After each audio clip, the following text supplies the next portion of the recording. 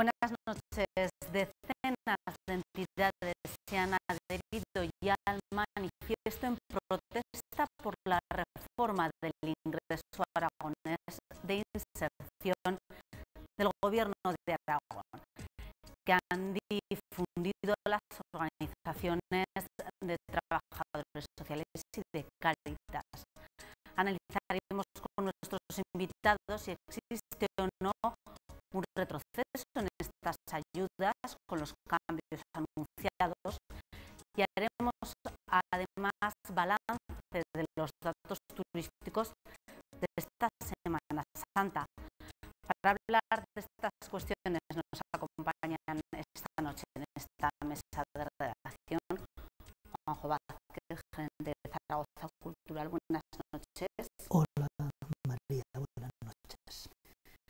Carlos Sánchez, de UPyD en Pinseque, concejal de UPyD. Buenas noches.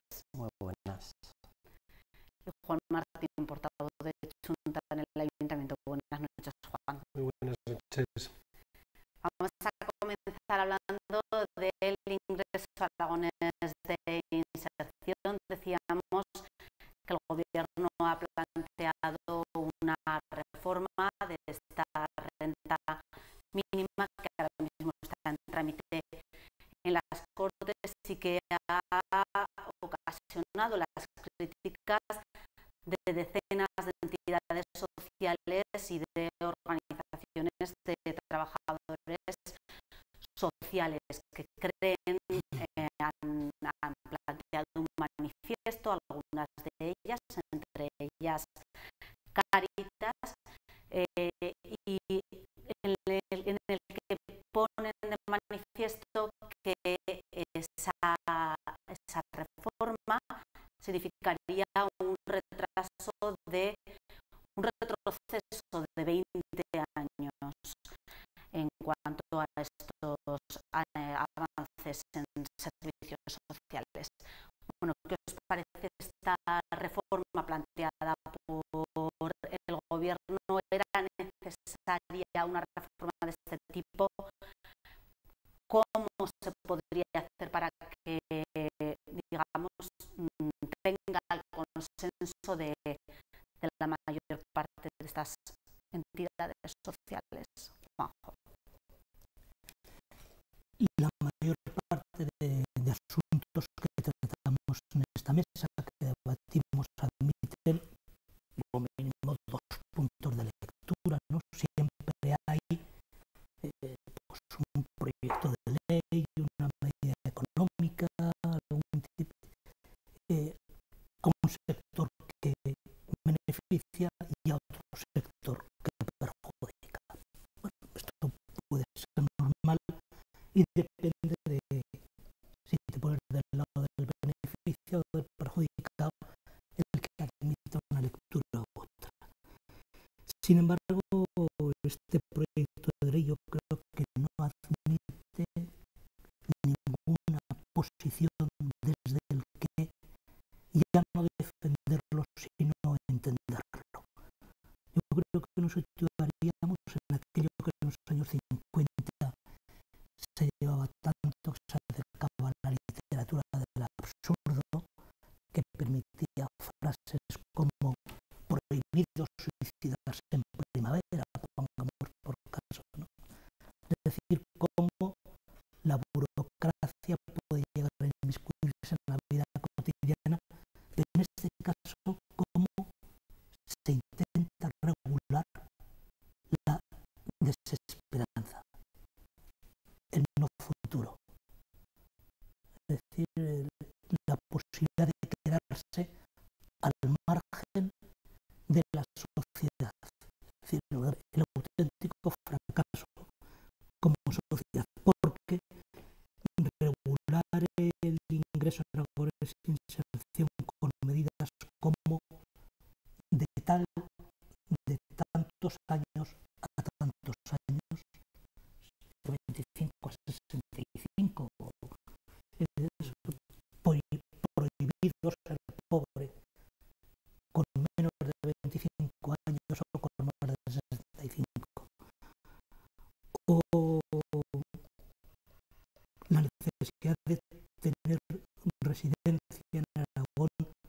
más de 2 años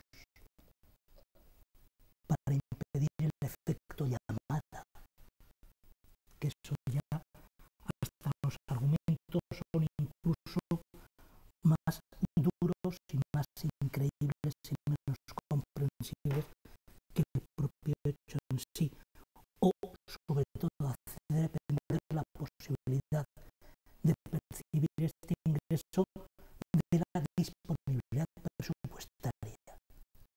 Yo creo que estamos hablando de un mundo que, de no ser porque perjudica, va a perjudicar, va a echar a la cuneta a varios cientos de personas, nos acercaría a la literatura del absurdo. Por eso es incomprensible y desde luego es inaceptable.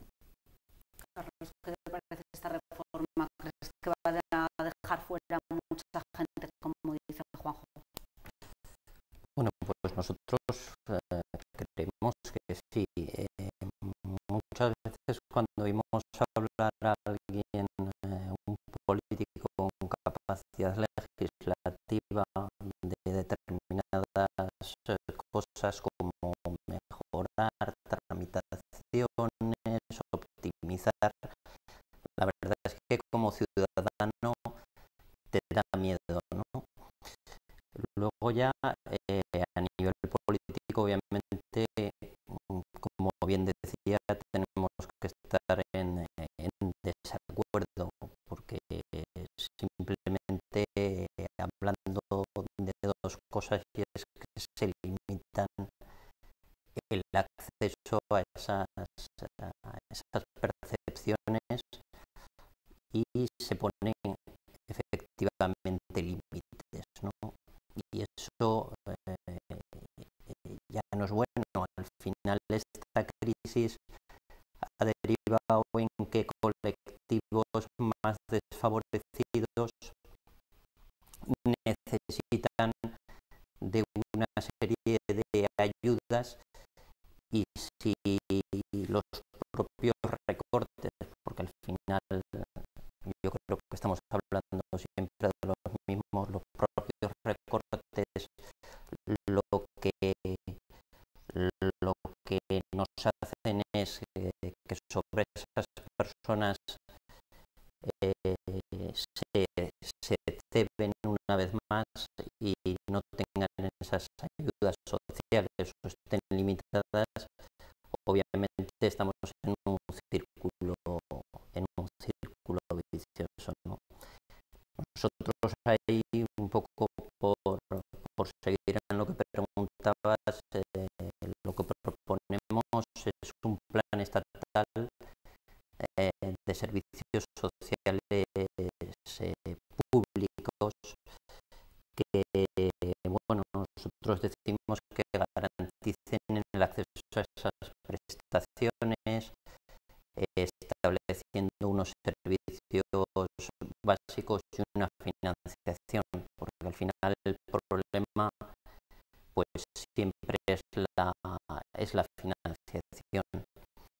Y luego dentro de eso hablamos de ese plan estatal porque al fin y al cabo nos encontramos en que en distintas comunidades autónomas tenemos distintas posibilidades y los ciudadanos son distintos, ¿no? Y creemos que ese plan estatal, esa ley estatal, permitiría por lo menos una unificación en ese sentido. Juan. Pues es que yo creo que la lógica que tiene el proyecto de ley es evidentemente expulsar del sistema que en este momento, al que tienen en este momento derecho un número importante de ciudadanos para acceder al ingreso a vagones de inserción, expulsarlos directamente del sistema. La modificación que se plantea a través del proyecto de ley es una modificación que lo que plantea es simplemente expulsar del sistema a centenares de miles de personas. No, lo ha dicho hace un momento Juanjo, las limitaciones que en este momento tiene un ingreso a aragones de inserción que ya en este momento con la regulación anterior ya es pobre en cantidades y máximo en exigencias. Es decir, ya en los periodos en los que no había crisis económica era difícil adquirir la condición económico y social para poder acceder a ese ingreso a aragones de inserción, pues en este momento se sitúa en una posición casi prácticamente imposible por las condiciones que se ponen en marcha. A partir de ahí sí que hay que tener un especial cuidado a la hora de valorar este tipo de ingresos.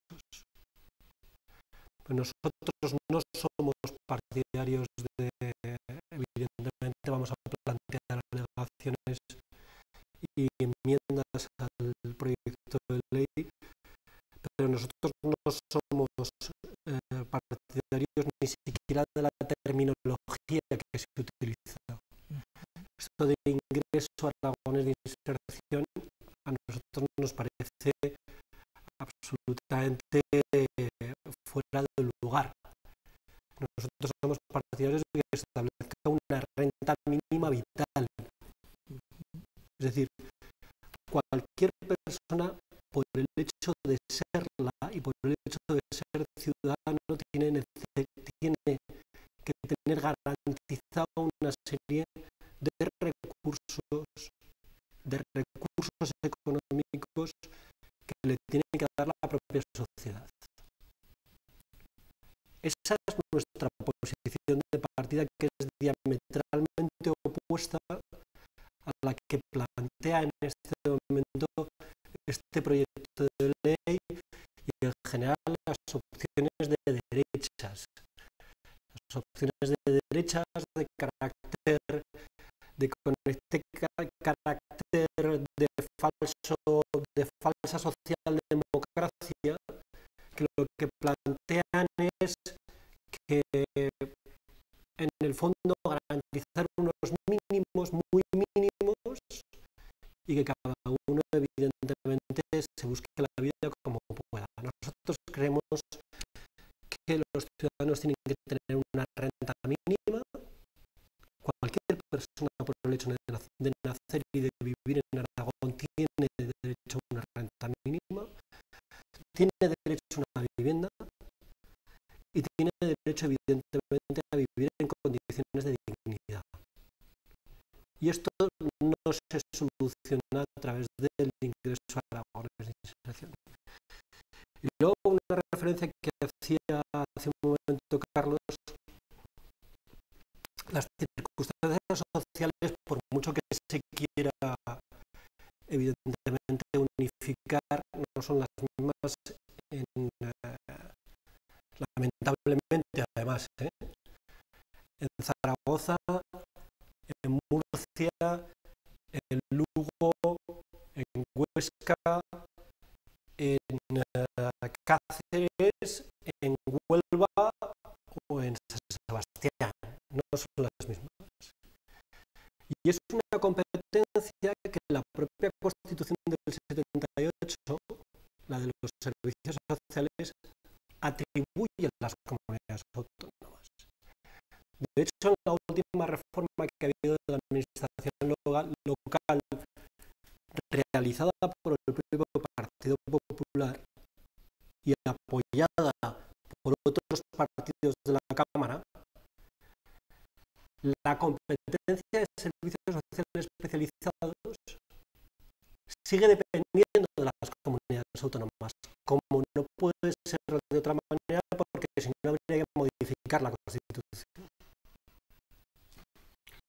Bueno, uno de los puntos que establece esta reforma, además de los que habéis mencionado, es que habrá un control mensual para ver que la situación de estas personas no cambie en ese tiempo.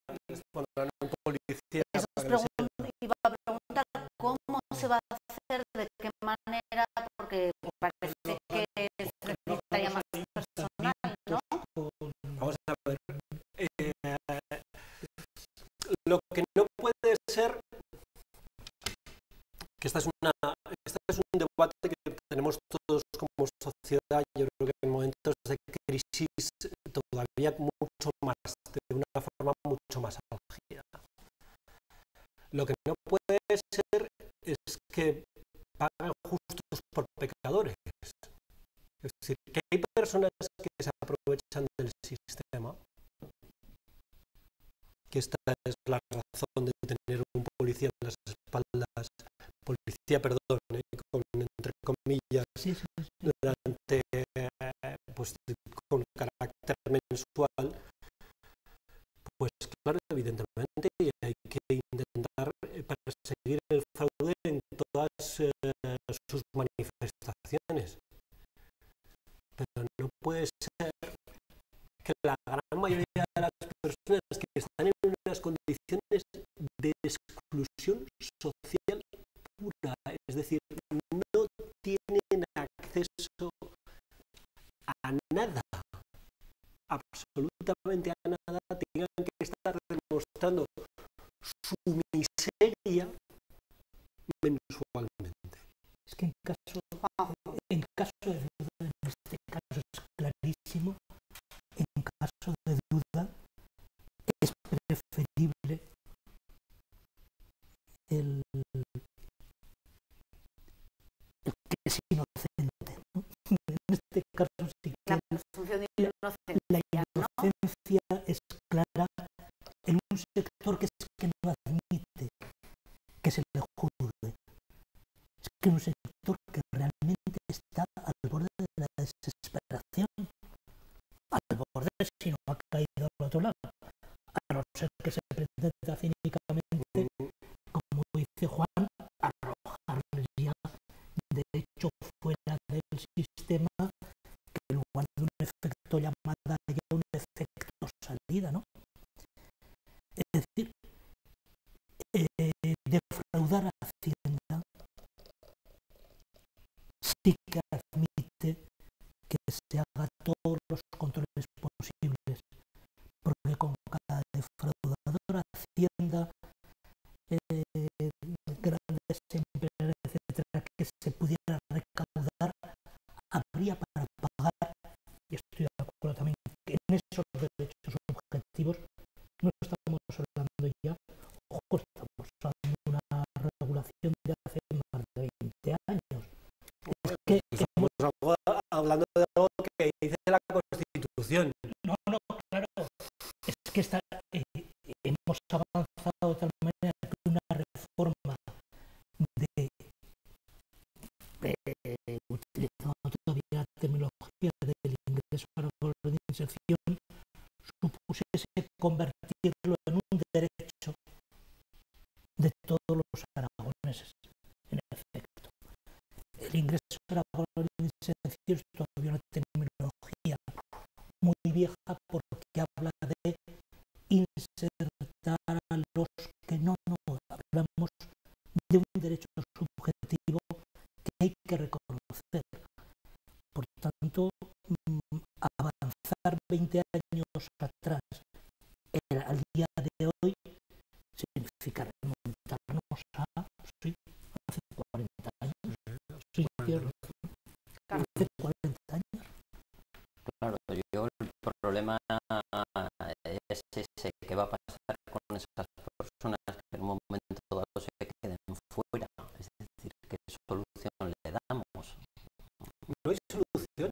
Realmente es que no hay solución, exactamente, se les expulsa del sistema, como bien se dice, aunque no guste más o menos, es una inserción social y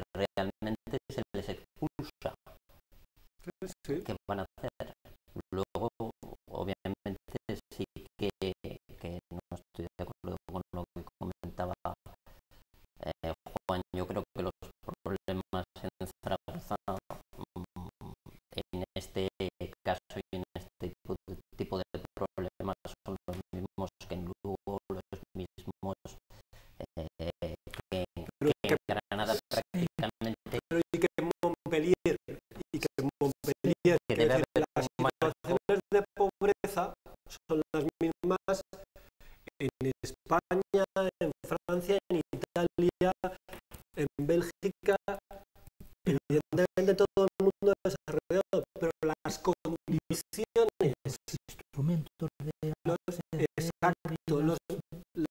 los mecanismos, los instrumentos no tienen nada que ver, entre otras cosas, porque una persona, se quiera o no se quiera, es menos pobre en Madrid, sin competencias, o en Barcelona, o en Montpellier, o en París, o en Berlín, que probablemente en Teruel, o en Cádiz, porque las condiciones sociales y económicas objetivas son diferentes.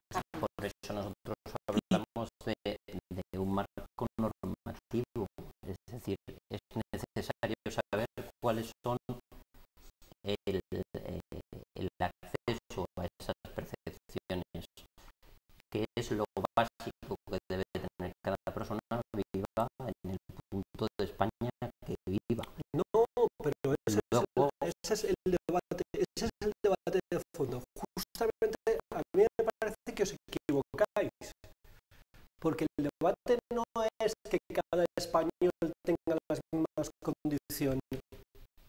El debate para mí en este momento, y más en elecciones europeas, es que todos los europeos tengamos las mismas. Seamos sujetos de derecho. Que seamos los mismos sujetos de derecho. Yo creo que hay que trascender ese debate. Ese debate es muy localista, el español. Muy localista. Yo creo que es un debate europeo, es un debate de derechos humanos. No es un debate de que tengamos que por supuesto los mismos derechos subjetivos todos los ciudadanos, pero todos los ciudadanos en Europa, no en Zaragoza o en Lugo, no, en Europa, porque tenemos un modelo determinado, un modelo que garantiza esa renta social mínimo vital obligatoria. Carlos, para terminar y cambiamos de tema. Obviamente tiene que ser así, si estamos hablando a nivel estatal, tiene que ser obviamente también No, que yo no hablo a nivel estatal, a nivel europeo. A nivel europeo, pero tiene que haber unos mínimos, porque obviamente no puede haber desigualdades hablando a nivel estatal en personas que viven en distintas comunidades autónomas por el hecho de vivir fuera. ¿Tiene que haber entre un portugués y un italiano? Igualmente, a nivel europeo igualmente, o sea, tiene que haber unas condiciones mínimas en cualquier lugar de la Comunidad Europea que estemos, mucho más allá. Bueno, de todas formas, la reforma que se está tramitando, la reforma que se está tramitando es en Aragón, estaremos pendientes de esas enmiendas. Yo añado un elemento de detalle por no alargarlo. Hay una técnica normativa que se conoce desde hace muchos años. Desde el siglo XIX, con Napoleón se lo inventó, y la Francia de aquella época, que son las leyes de bases.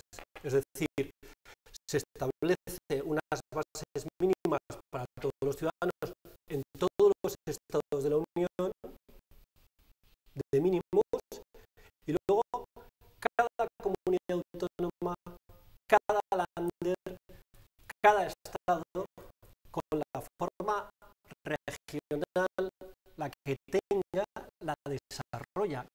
es la fórmula que se utiliza en España para otro tipo de sistemas. Bueno, esperemos que se vayan acercando posturas con esas enmiendas también con las entidades sociales. Nosotros vamos a cambiar totalmente de tema, hablamos de datos más positivos, hacemos balance de la ocupación hotelera y del turismo en esta Semana Santa, porque los datos arrojan, decíamos, datos positivos, hasta un 80% de ocupación media en Aragón y un 14% más de consultas en las oficinas de turismo de la ciudad de Zaragoza.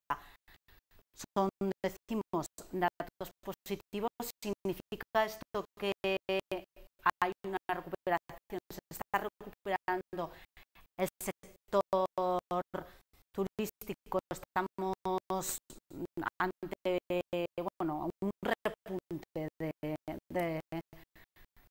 turismo en Aragón. No, el secreto de este año, lo comentábamos antes de empezar el debate, es que ha caído en fin de semana, la Semana Santa, ¿no? Ha sido Ahora hay que hacer esto. Ha sido un buen puente. Hay que hacer esto de que haya siempre. ¿No? Esto se puede. Yo recuerdo que Rajoy, Rajoy nada más entrar a gobernar dijo que todas las fiestas iban a caer en viernes o el lunes. No sé por qué no ha ocurrido esto, pero después se puede hacer, por lo que veo. No, en serio, yo creo que hay datos estadísticos suficientes cuanto la Semana Santa. Yo creo que hay una diferencia de hasta 40 días, prácticamente, no, 28 días exactamente. Entonces, cuanto más se acerca a final de abril o a mitad de abril, mejor climatología y por tanto funciona mejor turísticamente en el conjunto de España, tal vez no en las estaciones de esquí. Este año ha caído de lo más tarde posible, con muy buena climatología, y además yo creo que uno de los efectos de la crisis, uno de los efectos positivos, tal vez el único, es que se está fomentando el turismo interior. Yo creo Es que en la introspección. el turismo en sí mismo por uno mismo, ¿no? Y eso ha beneficiado a zonas pues, como el turismo interior en Aragón, ¿no? Hombre, también influye, me imagino, en el Bajo Aragón, ese turismo interior, las casas rurales con esa Semana Santa de los tambores, ¿no? Zaragoza ha salido muy beneficiada, al parecer, sí que ha subido el turismo, su declaración como de declaración de interés internacional.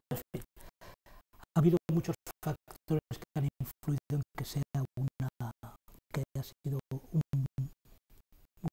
buena ocupación hotelera y de ocio. Bueno, pues también tenemos que estar de acuerdo, ¿no? Obviamente los datos son los datos y siempre son buenos, ¿no? Lo que sí que tenemos que mejorar, y esto también está claro, pues es un poco en Aragón la estacionalidad, ¿no? Fuera de la época de invierno, con los deportes de invierno, el esquí, que es algo que está muy bien trabajado, o determinadas cosas en la Semana Santa ahora con esta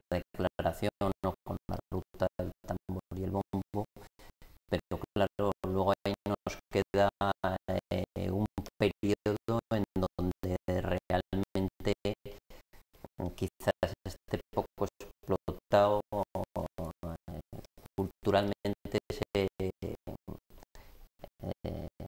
ese turismo de calidad, medioambiental, gastronómico incluso, y es donde quizás se debería hacer mayor fuerza, no sé si a través de algún plan autonómico donde se pudiera potenciar todo lo que Aragón tiene que ofrecer a las personas para que realmente ese turismo interior, que la crisis, como bien decía, ha potenciado, pues realmente llegue a este Aragón.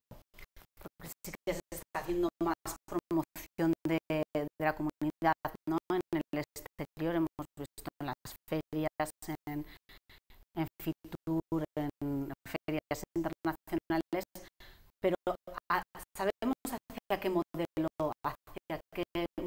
de gestión turística queremos ir? ¿Cuál sería el ideal para nuestra comunidad? Buena pregunta. Sí, es una pregunta complicada. Sí, es una pregunta complicada. No, yo lo primero que quiero decir es que me alegro mucho que los datos sean positivos. Quiero decir que por lo menos tenemos noticias positivas y eso es bueno. Yo leí ayer, creo que era ayer, a alguien que es el representante en toda España de la patronal de turismo, que estaba especialmente exultante por lo que le estuve leyendo, y eso es muy positivo. Pero es verdad que nuestra sociedad vive metida constantemente en paradojas, ¿no? Y en paradojas muy difíciles de resolver, ¿no? Porque para que exista de verdad dinamismo turístico tiene que haber vacaciones, tiene que haber trabajo. Y que las comunidades autónomas que somos receptoras en una parte de ese turismo tengamos una oferta muy diversificada, que no puedes mantener, es una pescadilla que se muerde la cola, ¿no? Que no puedes mantener si no hay una masa crítica suficiente, ¿no? En el caso de Aragón se ha hecho una apuesta muy potente por el turismo, sobre todo invernal, el turismo de nieve, y yo no veo más apuestas potentes en medio. Quiero decir, hay una apuesta muy clara por el Pirineo, por la nieve, que además yo creo que tiene aspectos positivos en la medida que se centra en las estaciones que están construidas y que potencia los valles donde existen, pero es verdad que Aragón no puede poner todos los huevos en la misma cesta. Es decir, que una parte importante de nuestra economía tiene que ser el turismo, pero en este momento la parte con mucha diferencia más importante de nuestra economía es el sector servicios y todo lo que tiene que ver con la industria del automóvil, que son los dos elementos más importantes de nuestra economía. Yo creo que en la medida que nosotros en Aragón consigamos que la economía del país esté lo más diversificada posible, que tenga evidentemente elementos en distintas ramas de actividad, tendremos una economía competitiva. Luego hay un elemento que además me gustaría poner encima de la mesa, y es que nos falta un elemento esencial, que es la capacidad, y lo has dicho tú antes, de comercializar, de tener una comercializadora muy potente de nuestros paquetes turísticos invernales. Esto existe ya en el Pirineo. En Andorra, por ejemplo, tienen una capacidad de comercialización brutal, que además coloca en los últimos años están colocando a esquiadores rusos, que de la marinera, sin aeropuerto cerca además. Yo creo que nos falta eso, es decir, nos falta generar industria dentro del sector turístico, industria en el mejor de los sentidos de la palabra, ¿no? Y eso es difícil porque vivimos unos tiempos en los que no sé por qué, nosotros no lo compartimos, pero se ha denostado tanto la intervención pública en la economía que es muy difícil que se genere en ese tipo de industria si no hay una apuesta económica clara por parte del gobierno de Aragón.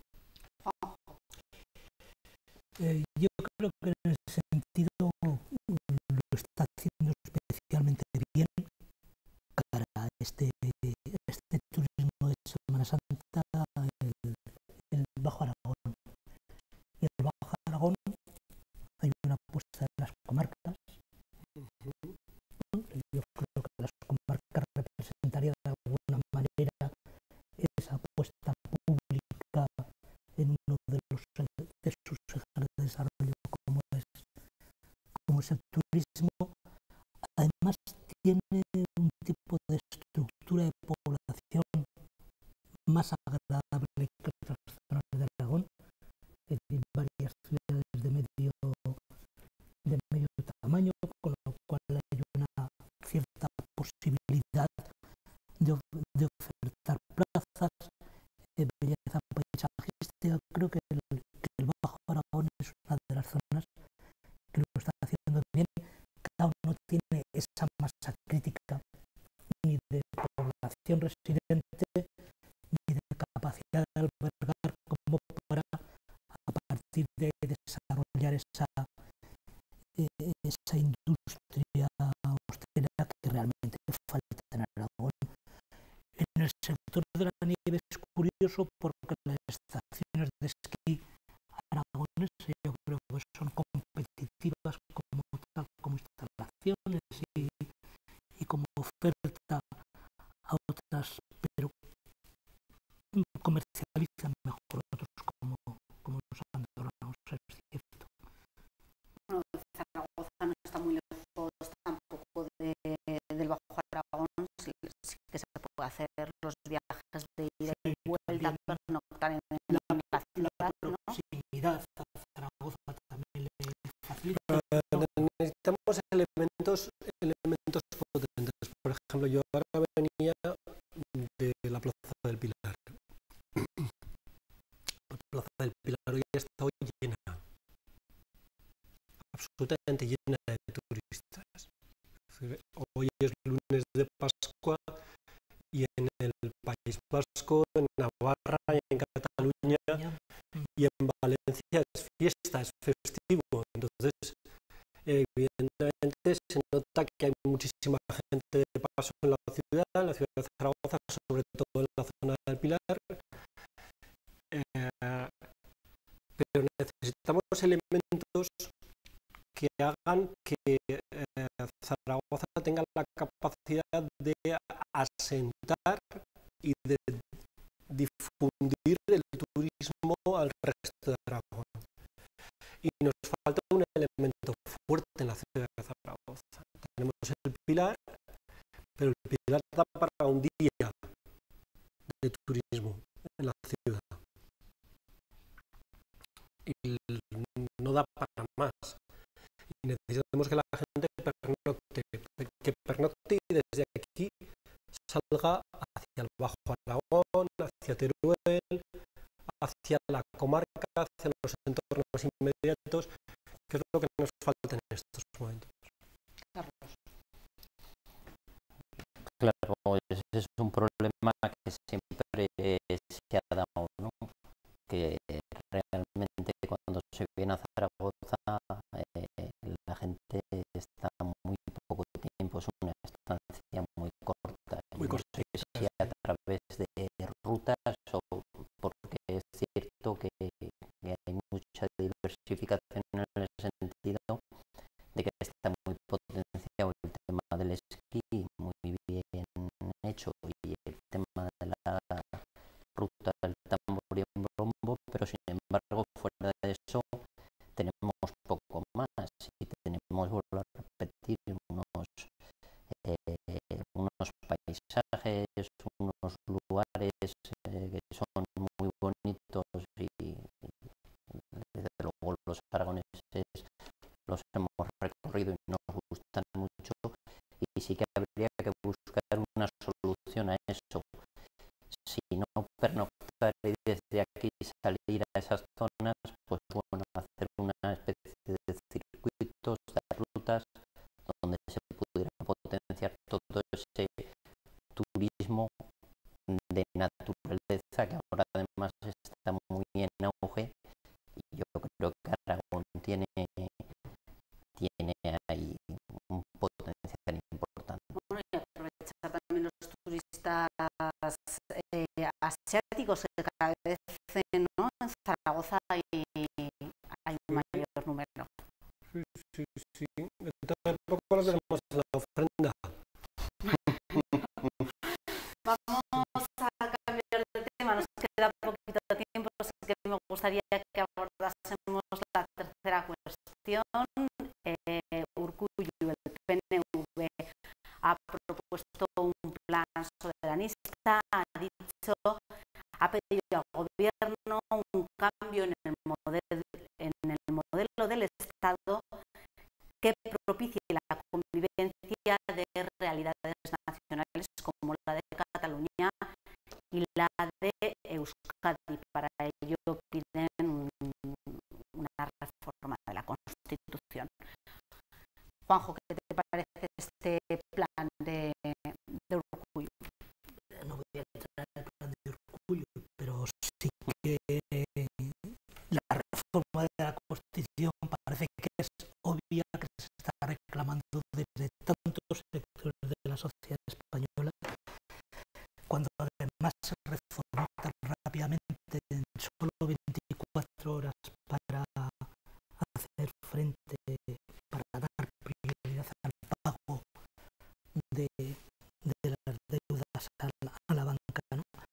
Yo creo que hay ya excesiva coincidencia en la necesidad de reforma de la Constitución como para que no se haga caso en los próximos programas electorales. Carlos. Está claro. Yo lo que creo que hay miedo, tengo la sensación de que hay miedo muchas veces a abrir el debate sobre la reforma constitucional, y es cierto que se hizo una reforma muy rápida entre dos partidos y sin contar prácticamente con nadie, con nocturnidad incluso, y hay miedo a abrir ese debate, pero es necesario abrirlo, obviamente, en el sentido de que hablamos de las declaraciones de Urkullu, pues obviamente tiene que entender que la reforma no puede ser una reforma submedida, sino una reforma medida de todo el Estado, y realmente que volvamos a encontrar otro modelo que sea que supere el actual, que en unas cosas se nos ha quedado corto, en otras ha demostrado que no es suficiente o que no ha funcionado bien, aunque